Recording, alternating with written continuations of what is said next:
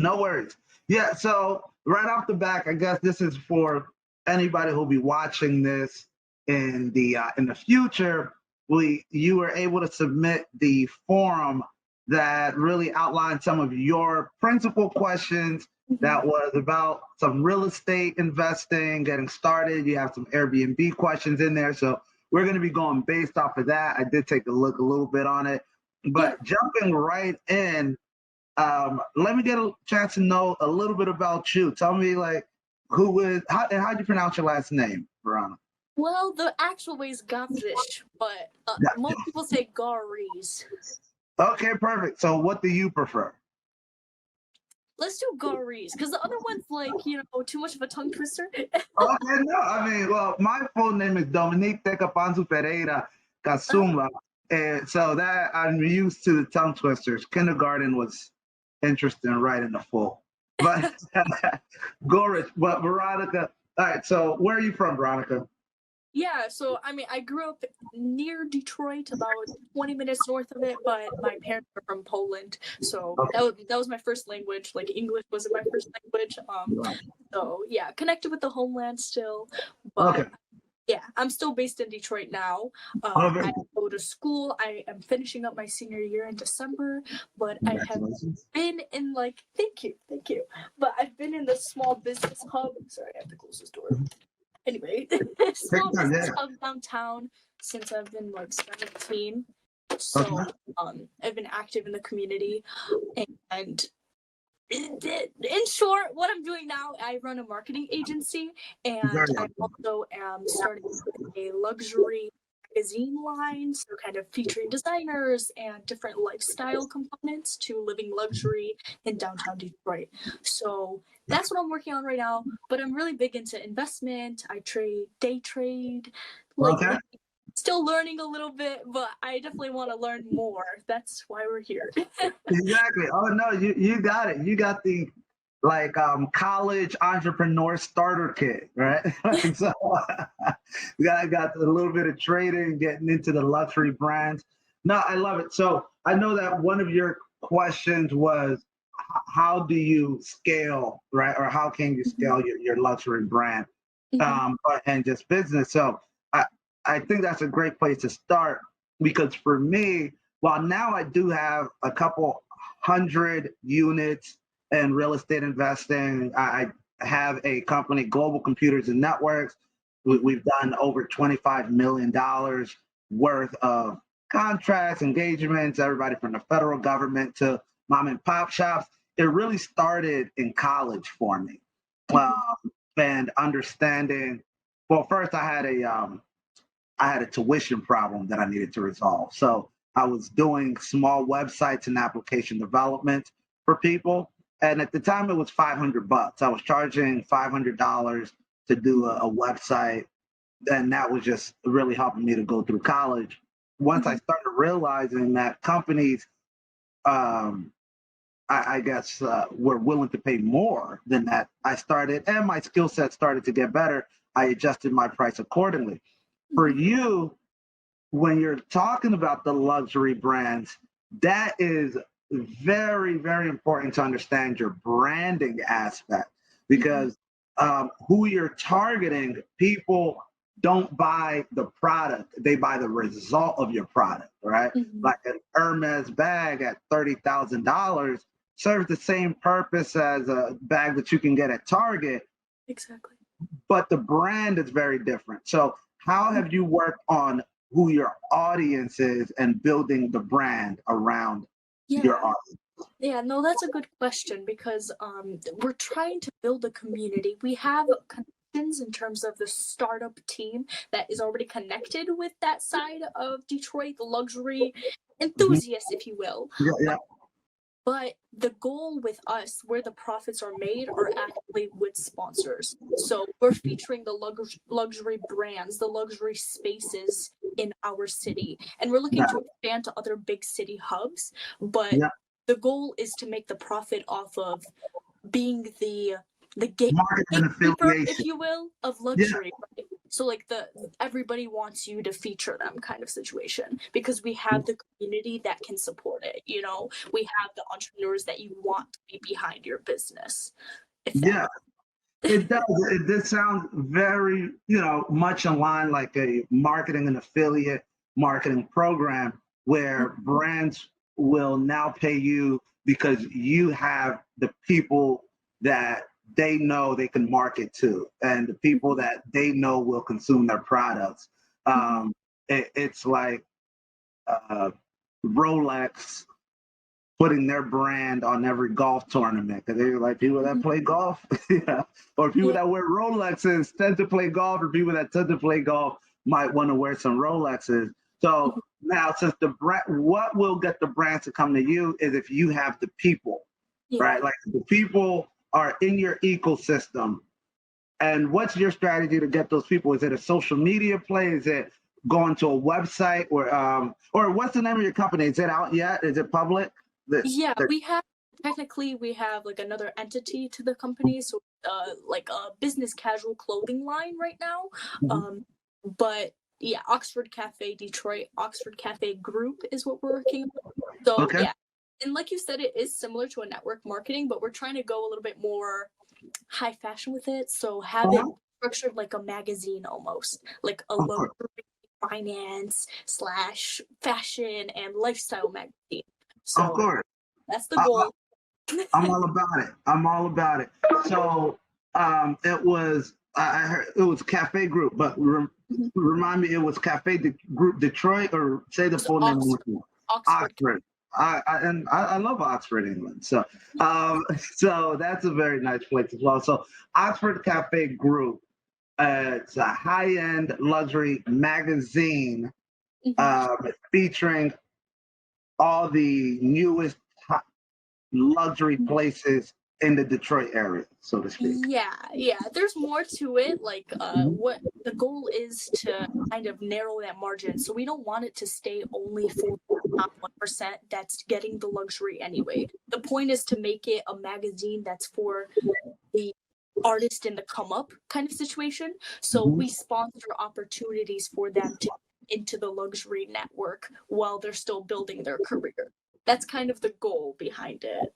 Fair enough. All right. So now you threw some triggers at me that I had to ask some questions because I love consuming art as well. I might start featuring more of that on the page, but I definitely support artists. And one thing that I know about artists is that there's this prevailing, I guess, stigma at times that is that starving broke artist, right? Mhm. Like, so Mhm. whenever you think of art, it is a luxury good, but you don't really consider the artist like a wealthy individual. All Mhm. right, there's some artists that are doing very well for themselves, and I know that. But I guess when you're saying artists on the come up, are Mhm. they your client? Because luxury goods are you servicing the artist, or are you having clients that want to consume that art? Yeah, that's a good point because it kind of works both ways. They can either like, for instance, we're working with a eyeglasses designer, the only one downtown, a manufacturer in downtown, right? And he's a designer that we can use in our events in a way. Like he is part of our community, but also it's something that is looking to sponsor through our magazine because he wants to become a luxury product. And we help him too. We have the opportunity to give him that Gucci contact for a potential collaboration downtown to run his a vendor store in our city. So yeah, it's a very Detroit focused I model love right it. now, but yeah, it's I expandable. love it. Yeah, no, I have a blog as well called Austin Weird Life, Mhm. austinweirdlife.com. Self plug there, but so I understand the niche. I love niche markets. What Mhm. is your biggest issue barrier right now in growing and launching Oxford, your Oxford brand? Yeah, I mean, my primary focus is social media management. So my issue, honestly, is making sure that I'm able to niche down enough for, Mhm. like, let's say I'm pushing TikToks or Reels. because luxury is such a broad category that I want to make Mhm, sure we're reaching the right people. And that mhm. strategy, I want to make sure like we're hitting as many people while also being broad, if that makes sense. Well, it does. It does. Um, and all right. So, what luxury brand or there's a couple, I guess, travel magazines. I think one of them is called Lux. If you look that Mhm. up, that focuses on luxury experiences. If actually one of the best places to go to get these things are their FBOs or fixed, they're private airports. So when Mhm. you go into the private airport, Yeah, uh, there's magazines there. Just exactly. grab a couple and dash, right? Mhm. But it's because they know that clientele is going to service, or they're servicing a particular clientele. Mhm. So, with that being said, is there a brand that you've particularly liked what they've been doing that's in line with where you guys are? Yeah, I haven't found one that kind of the whole point is that we're gonna be unique a little bit Uh-huh. more, but Uh-huh. like highest nobility as the fashion element is like a good example, kind of. Soho House. I don't know if you've seen Okay. So, but Yeah, off yeah. of their So, website alone, I feel like we want to give off that vibe more than their social media. Like I think we could take it a step further, That's the oh, of goal. course. All right, So, cool. So perfect. Because when you're saying magazine, I'm just assuming we're all talking digital magazine too, right? Like, mhm. or are you doing hard print? I wouldn't mind featuring like a hard print set because we're into NFTs too, so perhaps selling it as an NFT related thing. I would be down Yeah. for that. Gotcha. But Okay, cool. I yeah. would say unless your budget like is really broad, but digital is what I would definitely Mhm. recommend, especially when it comes to ads, the flexibility that you have, and depends on how much you want to spend in print. Mhm. Digital is almost free right now, so and nobody's gonna scuff at you because they don't have it physically in their hands, right? Um, so, all right, let's start with your social media. All Mhm. right, and I'm getting a better picture of what you're trying to do. Oxford Cafe Detroit, all right, Mhm. or is it Oxford Coffee House Detroit? No, Oxford Cafe Group, technically. Oxford Cafe Group. Okay. Yeah. So Oxford Cafe Group, what does your target audience look like from a demographic standpoint? Are you looking at, are you, I'm going to use the word targeting for marketing purposes, but are you Mhm. targeting men and women, or is this more a men's magazine or a woman's magazine? Do you have that in mind? Mhm. I wouldn't say it's men or women. I would say it's Okay. Both. realistically. Perfect. It's that lifestyle, right? Like there's that Uh-huh. power couple mental if you think about it. Like if you're Oh, that life, so realistically you could approach it from that approach, and it, that's he can. But the important thing to know here, and this is for anybody building a Mhm. brand, is understanding who makes the decisions in travel, right? I love Mhm. to travel. My wife loves to travel.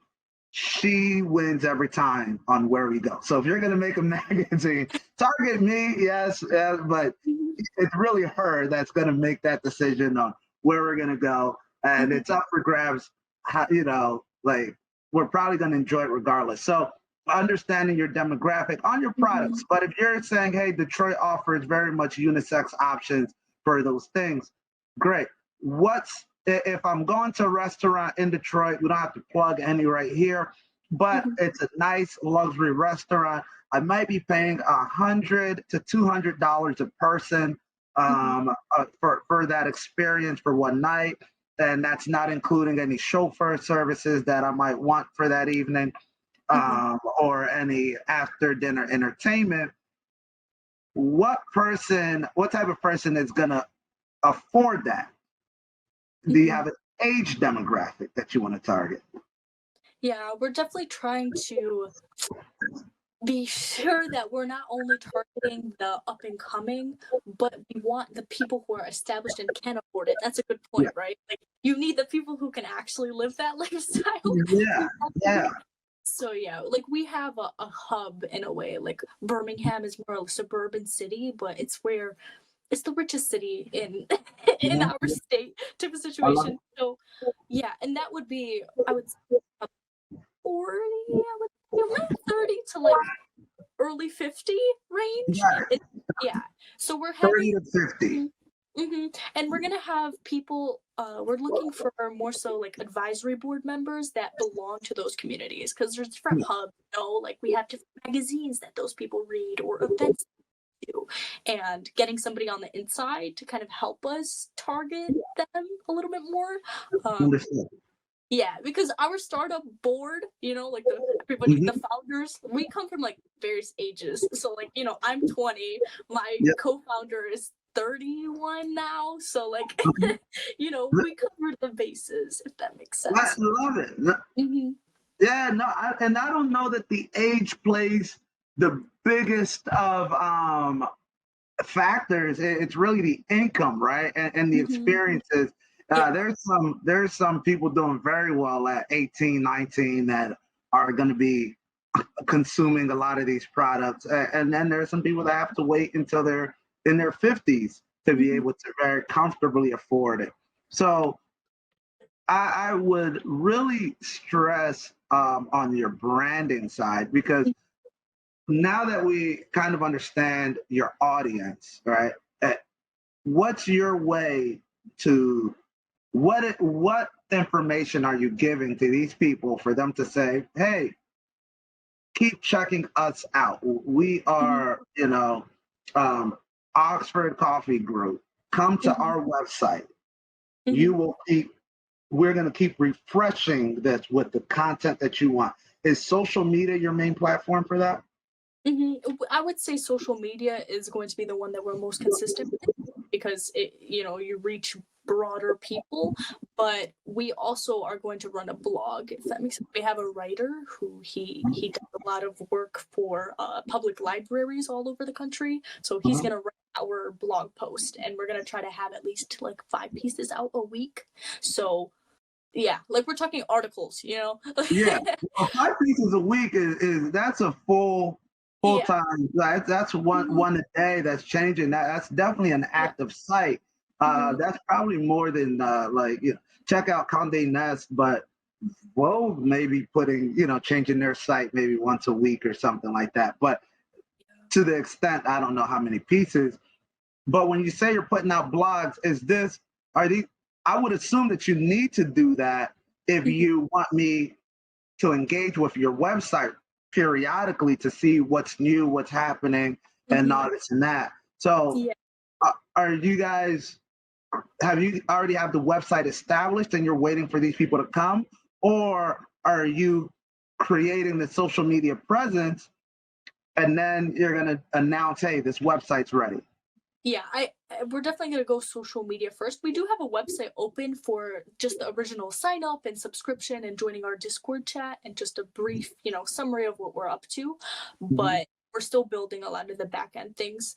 Love it. But we've been basing that on like researching Soho House background Yeah. stuff, different other websites that we should base it off of. But I just thought of a topic that you might find like you might want to answer this for me. Yeah, cool. But yeah, so one thing with the age discrepancy, right? Even though you have people coming from a certain social economic status, we found that there's this disparity, right? Like if you have people from let's say 55-year-olds starting a coffee shop in downtown inner city, especially Detroit, Yeah. they struggle to get the social media campaign down to target younger individuals, especially if they're coming from the top 1% already. Yeah. They need to outsource that kind of specialization, right? So that's kind of where our community could come handy because then you could be linking the top individuals who have the money to invest in a coffee shop to the creators who are content creators and creatives and linking those two via our Oxford Cafe group, if that makes sense. So, what do you think is the best approach to like work in something of kind of connecting our communities and making sure that everybody gets a benefit out of this situation other than running events? Because that's another thing we're doing like around our community. Yeah, I think those are two different business pillars and different business opportunities. Mhm. One, let's say I have, um, let's just say I'm in a stage in my life that I want to invest my money. I've already invested in my real estate, my stocks, and ironically speaking, we are actually opening up a coffee truck, not a coffee Mhm. shop, but a coffee truck here in Austin. I'm going to be announcing that Mhm. pretty soon, the details. But if I am investing, which I am investing in somebody else's coffee business, that's not the same community for me per se as when I'm just looking at what the newest restaurants are, Mhm. um, and what the luxury aspect of my life is, if that makes sense, right? Because Mhm. typically I associate luxury with some sense of stability already. Mhm. I will go to a uh, a restaurant or a coffee house and pay $12 or $13 coffee, or members only coffee house, Mhm. to enjoy my time there. But I guess I don't know if it's the same sphere as me sitting down and talking to somebody about the business of investing in that, Yeah. right? Like one of them, I'm a consumer and I'm paying whatever the price is to consume that product. The other, I'm a I'm coming to it more of an investor. So, as far as what the what the best way to do it is, it sounds like you're going to have a community of young, stable, and some affluent individuals Mhm. that are going to be consuming these luxury goods, right? Like, hey, here's a trip to Bora Bora out of Detroit, or here's a hotel that's opening up. We've partnered with them for a staycation here in the city. Enjoy a night out. Great. Then there's a community forum. I would say Mhm. that is for opportunities, Mhm. because these individuals have this disposable income, that they can take opportunities in investment. So I love the meetups and events. That's probably where I would make most of my investments. Is just if somebody has a coffee shop that they want me to invest in, if it's already established, hosting an event at that place Mhm. and me just getting a chance to shake the owner's hand, and whether they need some, you know, funding, just injection to run the business, or they want a franchise deal and they want to, I don't know, figure out something on how to scale on that. I love in-person events, but I Mhm. also really appreciate webinars, right? Exclusive webinars where we have 200 people in our Detroit club. We're hosting a webinar to discuss uh, companies, startups that are looking for investors, whether this is Mhm. a family and friends round, it's a private round. Webinars are great because I can really get the information beforehand. I feel as if I'm early on. This isn't something that I really don't like to invest in something that has been passed up by a lot of people. I know every once in a while somebody will catch a diamond in the rough that other people kind of passed aside, but since I'm not necessarily a professional venture capitalist that can pick everything up, it does throw some red flags if you're coming with an idea that a lot of people have seen and passed up. So, really focusing on if you can create with your group that you're offering these luxury services to, if you can create a I would say monthly or bi-monthly, maybe monthly is too much, honestly, but a bi-monthly webinar where you will feature 2 or 3 companies that are in the space that they already consume.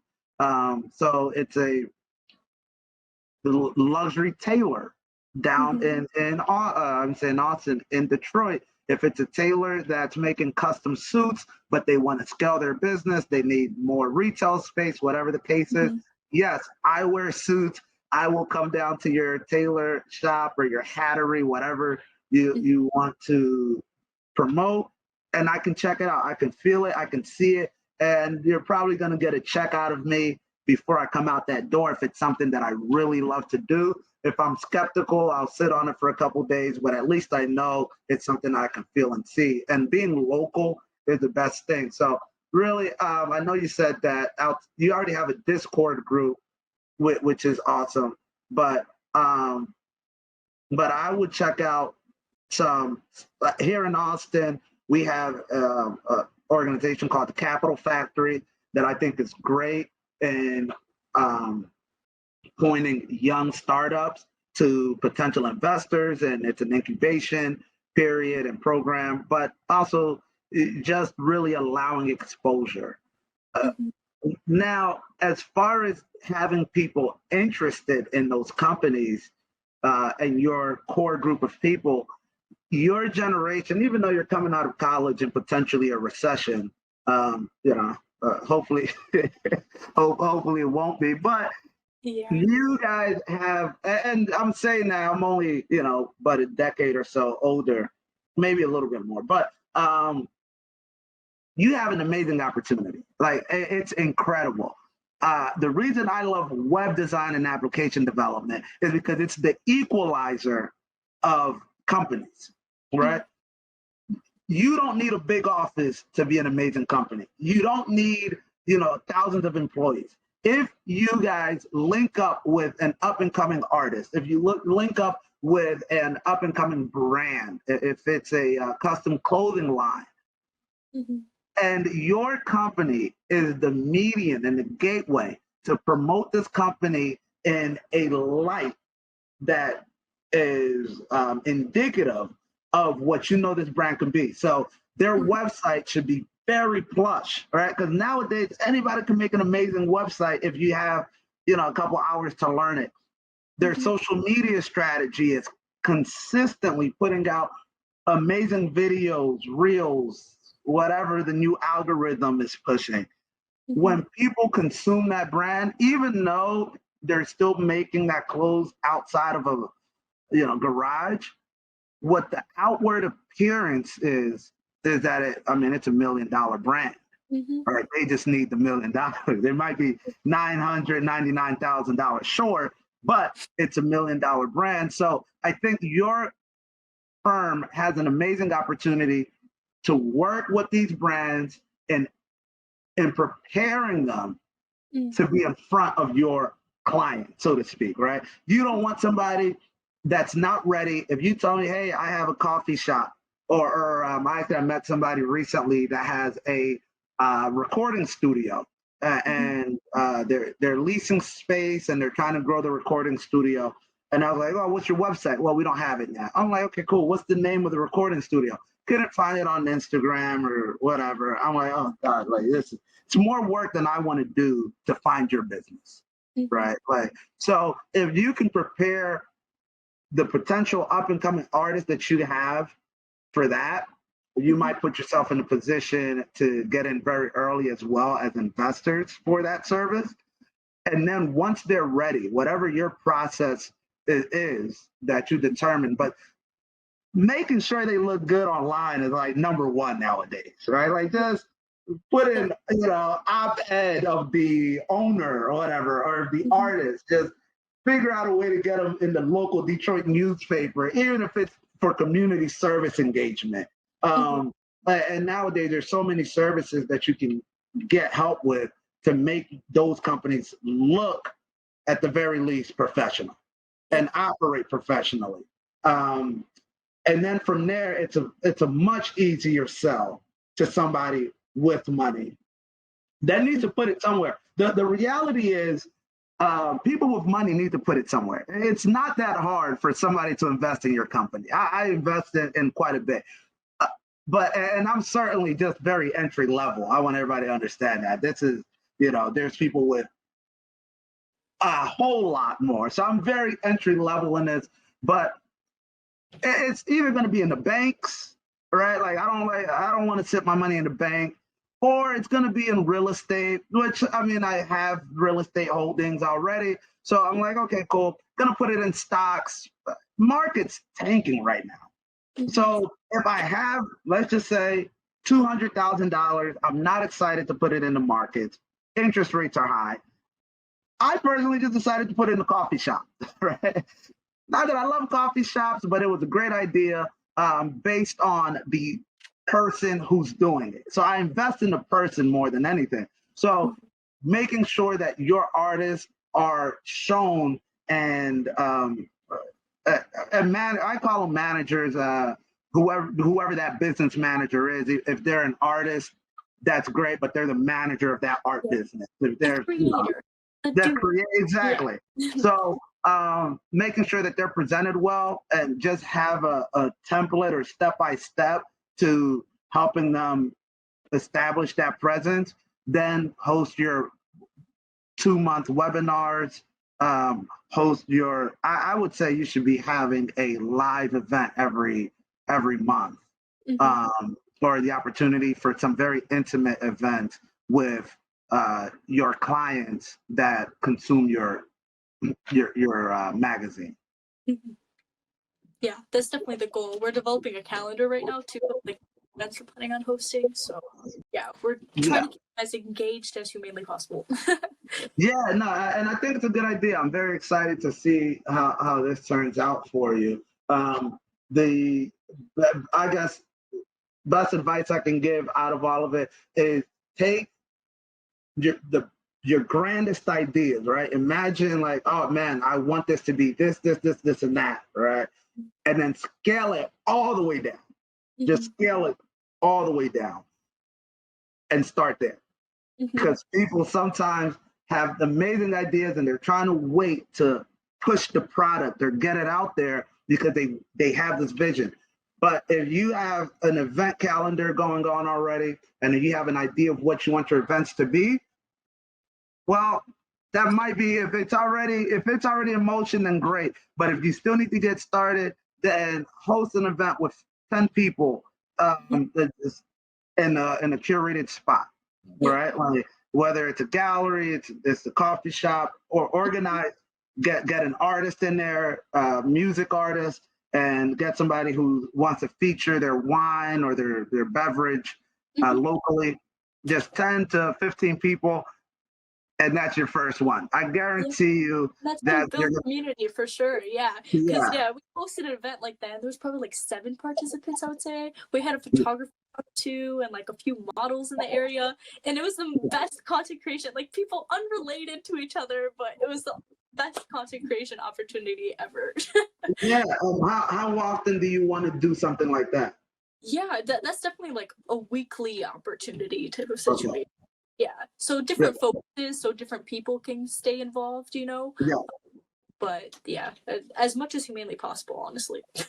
Gotcha. So for those who are watching right now, as of we're at the first day of June, right? Like so I'm sorry, July. July, right? Yeah. So those who are watching, this was in July. What can we expect from you and from the Oxford Coffee Group um, for the next quarter?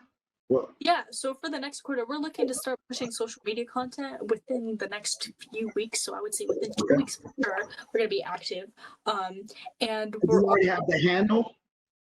yeah, we have the handle up. There isn't any content other than story highlights for now, just encapsulating the events that we put on, the few that we put on so far. So that's at Oxford Cafe Group. And if you want to see the original company, that's at Oxford Cafe Detroit.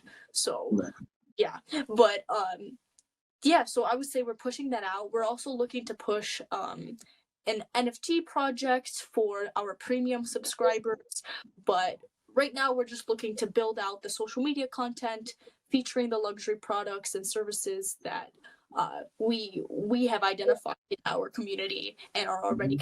connected to. So just being a resource in the Yeah, sector. But yeah, I love so it. And the website. What's the website? yeah, and the website is up for interested individuals, so you can hit the subscribe button and that sort of thing. But we are looking to build out, pre-write the blog posts that I mentioned earlier, as well as having it lined up to have a calendar feature so you can keep track of member events on the website and actually reserve your space ahead of time so we know who's going to come to what event. I love that. Okay, cool. That's exciting. And that's at the Oxford Cafe Detroit.com or That's Oxford Cafe Group. That's everything for this project is Oxford Cafe Group because it's a group. Understood. Yeah. All right. I love that. So OxfordCafeGroup.com, check that out and subscribe, especially if you're in the area. All right. So now you also are doing what you're also doing a couple other things. Yeah, I mean a few.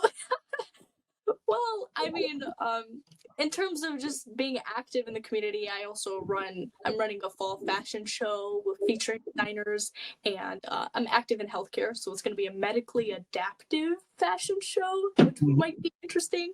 And I am also looking to get more involved with investing, like we mentioned. So I've done some options trading, day trading, lightly kind of tapped into it, got familiar with it, but I definitely need to read more and do some extensive research to feel more confident about my options trades. Yeah. But That and makes sure you fully Airbnbs, understand the Greeks, as they yeah, call them. yeah, and Airbnbs, I'm interested in that because the first startup that I actually launched at 17 was an interior design commercial service. So I was kind of consulting small businesses that were looking to launch and helping them brand via their interior design. So that's how I met my current business partner for Oxford Cafe Group. Oh, Because, good. yeah, so. I love that. That's the power of networking. You don't know where one thing's going to lead, but just the more you're out there. In the true spirit of AskDomThat, what questions do you have with regards to any of those? Yeah, so. Yeah, I definitely want to get more into the Airbnb sphere a little bit. And I was just wondering if you have any suggestions of how to get into the industry without necessarily having the startup capital to buy like a nice, a luxury property. Yeah, definitely. Okay, so Airbnb is going to be very heavily weighted, or your success on Airbnb is going to be very heavily weighted on the city that you're in. I'm not sure about all the regulations of Detroit and how friendly they are to short-term rentals. I honestly, without having looked it up, I would hope they're friendly, right? They need to be bringing people into the city, so make it easy for people to host that. So if you don't have the capital to buy a triplex where you can Airbnb each unit or something in that manner, a great place to start is, now I don't, it depends on the where your location is, seeing what condos allow for short-term rentals, right? So this is going to be very much based on the building. And it may be worth renting an apartment at $1,200 a month in a high traffic area to Airbnb it out for $2,500 or $3,000 a month if the market dictates.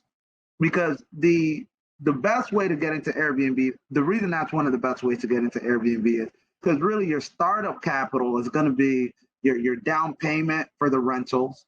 They're going to run your background check, right? So as long as you don't have anything that's completely makes you not qualified to rent, and then you're going to have to get some furniture in there to make the place cozy.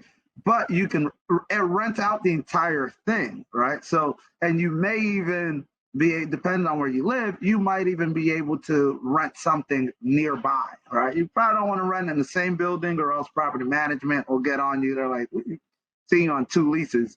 But renting a building nearby allows you to rent out the entire property. if there's something that goes wrong with the building, one of the biggest issues with Airbnb is it's your responsibility to fix it, right? It's your house. You have to fix it. With this, it's property management. That they'll fix it. And there's been a couple places that I've stayed, especially in New Orleans. It's very popular that the buildings are very friendly to Airbnbs. And you even check in at the front desk. I think in South Padre Island here in Texas, very friendly to it. And throughout Florida, I've had some good experiences with Airbnbs. So there are some places that are touristy based that the buildings will welcome short-term rentals. You want to make sure you understand the bylaws of that HOA if you're in a condominium or the rental lease agreement. Just make sure that the lease doesn't have like strict rules against subleasing. And there's probably information in your area about what buildings would allow that.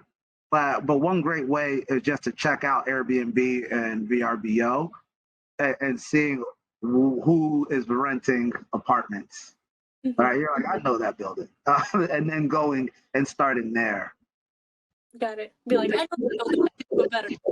Yeah, exactly. I mean, but I think it's a great way to get started. You don't have to worry about the down payment, and it's really just a 1 year commitment. If you want to give it a try. The furniture nowadays you can with OfferUp and all these other places. This is why it's still an investment because you need to put the money to get this stuff started. But generally, you don't have to worry about doing a rehab or something like that to get the place ready. Yeah, definitely. Oh yeah, that's helpful. I feel more confident about going about that. I feel like it's definitely coming to fruition. I don't know if it's going to be a this year investment for me to make, but I see it on the forefront. Like like in the next year, like I'm going to probably do my research this year, keep an eye out on the market, see how the numbers play out, how the Airbnb's listings look throughout the year too. Is there a way to research that kind of thing of like pricing variation based on season? Oh yeah, 100%. There's now I have a management company, but I don't do Airbnbs as much at all because I do full-time rental. But there's a plethora of resources out there that will show an Airbnb dashboard will show how much you can expect to make in a particular season, and not even just seasons. Also conferences. Austin's very big on conferences, music events. So peak pricing is an amazing time to sometimes double what you would make on a normal day. So I'll try to find a couple resources, send it to you directly, and also pin it for anybody watching. But there's definitely a lot of tools to figure out what the best times to list your property and what the appropriate pricing would be.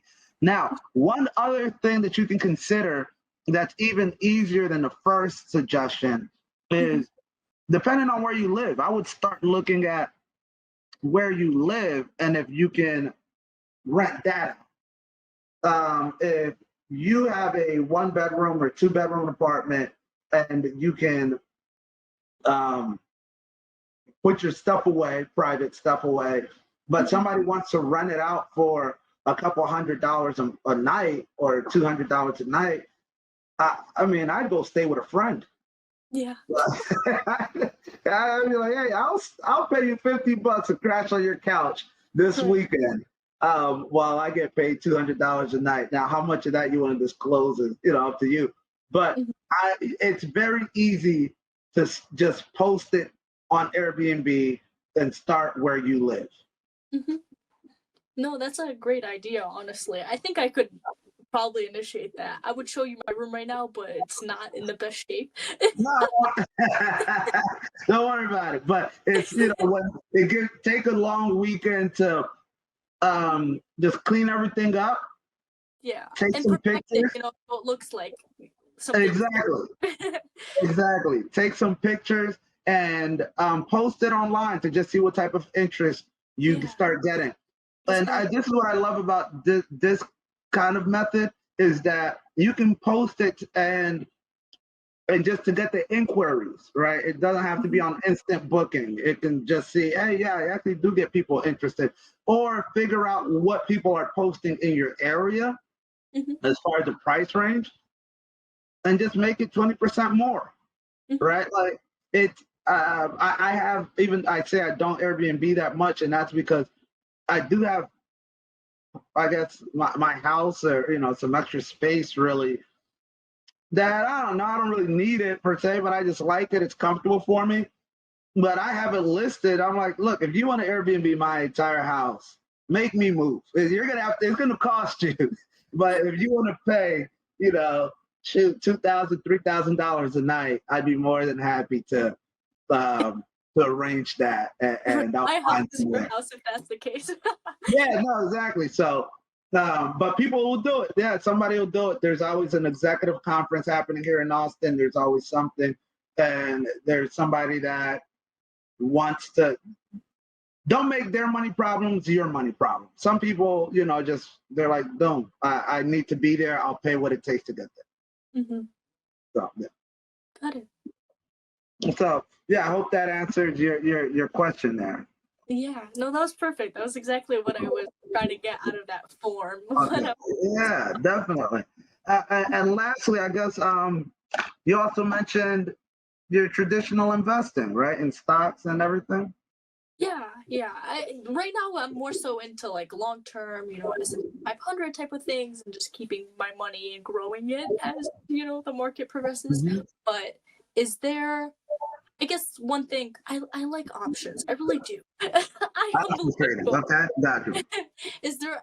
Do you trade options? Do you have any recommendations of how to like perfect your craft or resources Mhm. to anything like that? Yeah. Okay. So I don't trade options, Mhm. at least not to the degree that I would feel comfortable giving you any sort of like guidance on it. Yeah. I have traded options, and it's a way to make quite a bit of money. I've taken some courses on options trading. I've never really dove into it where, hey, this is what I do, and here I can speak to it. Hmm. But from what I know of options trading, obviously it just has a lot more movement than your traditional, swing trading on Yeah. on your stocks, or day trading. That options trading, from my understanding of it, is you're really betting on the direction of the market in the next, depends on how long you're holding these positions, Yeah.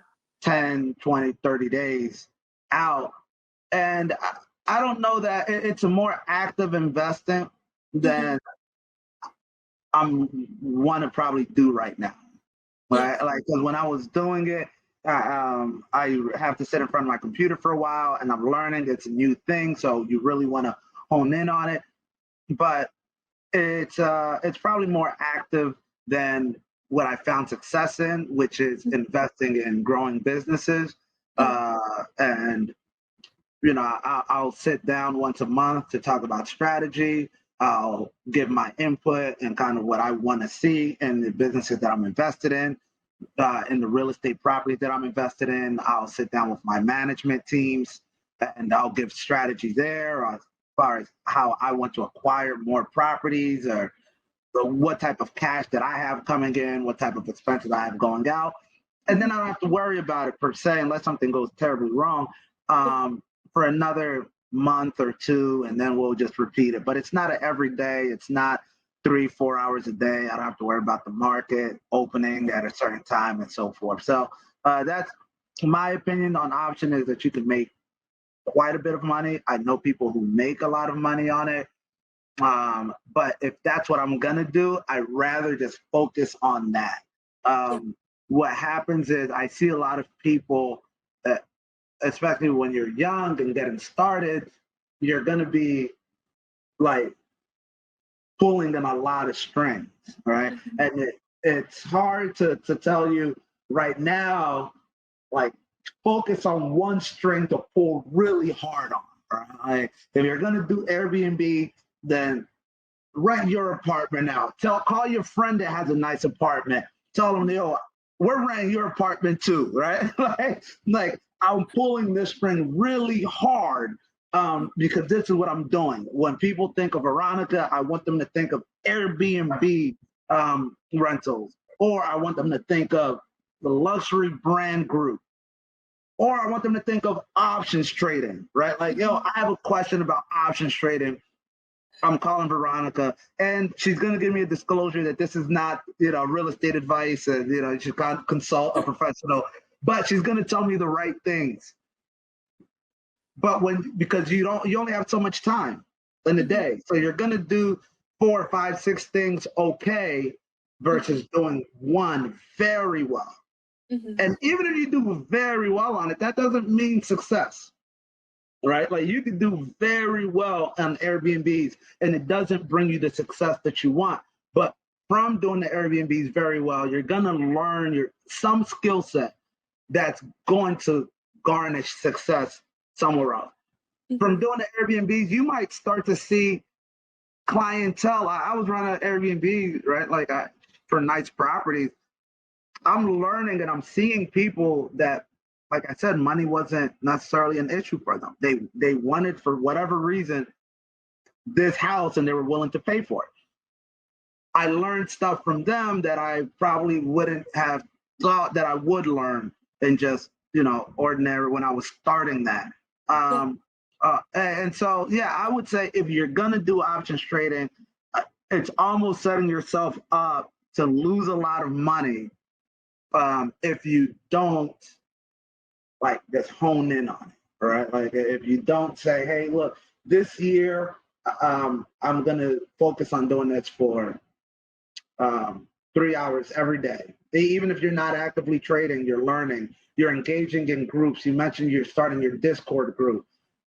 You're engaging in options trading or just whatever groups are available to you for that. Once you start doing that, I think you're gonna see success more than not.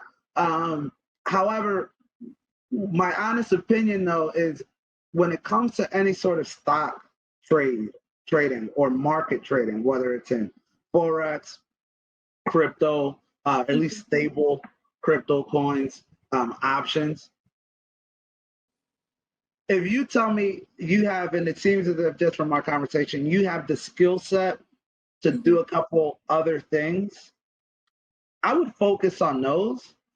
The reason I say that is because all of what I just mentioned, and there's going to be somebody in the comments that's like, nah, no, you can make a lot of money on Amazon, whatever, drop shipping and stock trading. You can, right? But let's say you're doing options trading and you're doing day trading, you're doing swing trading, and in the year, you average 10% a month, right? Like or 8% maybe even a month in return. That's a decent return. That's doubling your money at the end of that year, right? That's 100% return, more or less. But if you have a lot of money to start with, right? Like let's say you got $1,000. I don't know how much money you have to start with, but if you have $1,000 that you started with, great, you doubled $1,000, right? Like nah, it's not changing your life, right? Yeah. Like if you got $5,000, great, you double $5,000. It's a $10,000. Now you have $10,000 in your bank account. Still, is that life changing, right? Like for some people it is.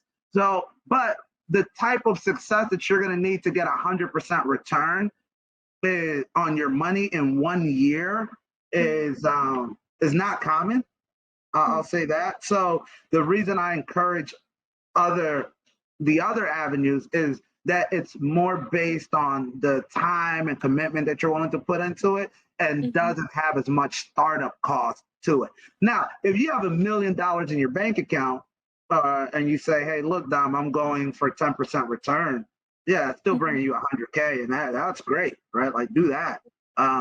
But for those that don't have a lot of startup capital, sometimes the allure of the market doesn't really correlate to what your realized returns are, right? Like so. Yeah, I hope that makes sense there. Yeah, no, that definitely makes sense. I feel like focusing my energy towards the other projects I have right now could reap me more profit, like you said. Even if I make like 200% return on the stock market, I feel like my startup ideas could make me more than that.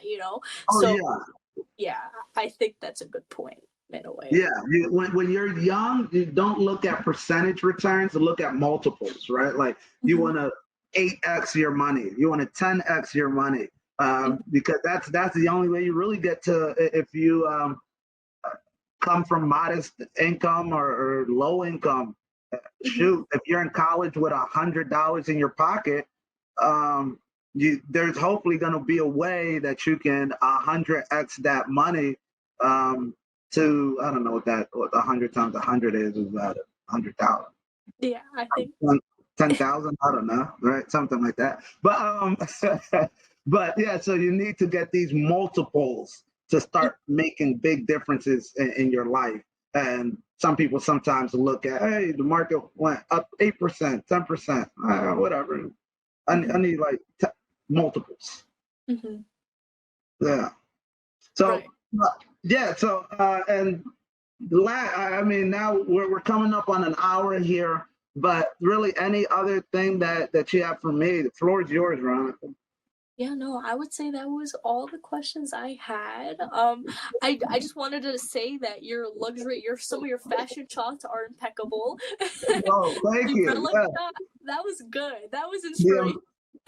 the umbrella shot. Yes, it's fun doing it. It's an investment on my side. I think it's something that after years of I've had to wear a lot of ripped Mhm, clothes, paint on it. Not ripped because I'm like, like struggling per se, ripped because I'm physically working, right? Like when I bought my first property, I could afford the property, but I had to do a lot of the work myself. mhm, So what people don't see that, right? They just see the, I guess, what that has spawned.